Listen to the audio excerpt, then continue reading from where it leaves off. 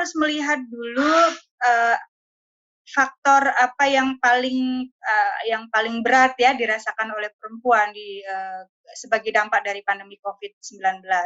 Sebagai contoh misalnya saya bersama dengan beberapa teman di komunitas jejaring Empu itu melihat salah satu dampak yang besar pada kelompok perempuan pengusaha kecil, ada kelompok ibu jamu, ada kelompok artisan fashion dan seterusnya, adalah faktor ekonomi gitu ya, sektor ekonomi yang paling terdampak. Nah, lalu kita mencari apa sih yang bisa kita lakukan untuk memulihkan kondisi ekonomi kelompok-kelompok perempuan, terutama perempuan pengusaha kecil gitu ya, ekonomi kecil.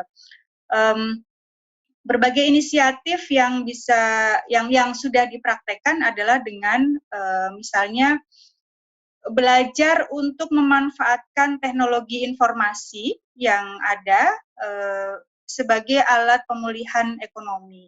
Kalau sebelum-sebelumnya atau sekarang juga masih banyak perempuan yang jauh tapi dekat dengan teknologi, dekat tapi jauh gitu ya. Ini agak mendefinisikannya bagaimana, karena teknologi dianggap sesuatu yang bukan ranahnya perempuan gitu ya, tetapi sebetulnya secara praktek perempuan sudah menggunakan.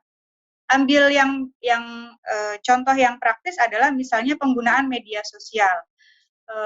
Banyak perempuan menggunakan atau memiliki akun di berbagai media sosial yang selama ini mungkin digunakan untuk sarana hiburan, komunikasi dengan teman-temannya, dan seterusnya. Dalam situasi pandemi COVID, ini kita bisa gunakan sebetulnya untuk sarana pemulihan ekonomi, satu. Dan ini sudah dipraktekkan oleh banyak orang, termasuk saya dan teman-teman di jaringan Empu tadi ya, dengan mengajak ibu-ibu jamu dan kelompok artisan fashion untuk meningkatkan kemampuan dalam pemasaran menggunakan media sosial. Kemudian yang kedua terkait dengan soal peningkatan kapasitas, kita mengambil hikmah dari situasi pandemi COVID ini, sebetulnya kemudian terbuka peluang untuk peningkatan kapasitas yang cukup besar melalui penggunaan teknologi informasi. Jadi pelatihan-pelatihan yang dulu kita harus datangi ke kota lain atau ke negara lain, sekarang kita bisa ikuti melalui media sosial gitu ya, di rumah kita sendiri, jadi tidak perlu pergi kemana-mana. Dan ini yang perlu digunakan, dan banyak kelompok perempuan sudah menggunakan itu, termasuk saya dan teman-teman. Memang tidak mudah untuk orang-orang yang, kembali sekali lagi, untuk kelompok perempuan dan kelompok rentan yang tidak terbiasa menggunakan media sosial untuk kepentingan-kepentingan ini. Tetapi ini yang harus terus ditingkatkan gitu ya sampai sekarang, dan saya pikir nanti jika COVID-19 dianggap sudah sangat reda gitu ya, sudah dianggap tidak ada gitu, sebetulnya cara ini masih bisa terus digunakan.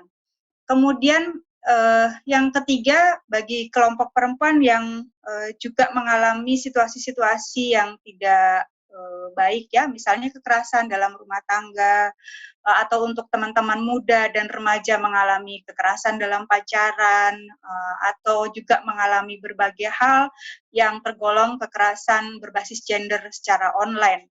Nah, media, teknologi informasi bisa kita gunakan sebagai media untuk membangun jejaring gitu ya, supaya kita bisa ditolong atau menolong orang lain.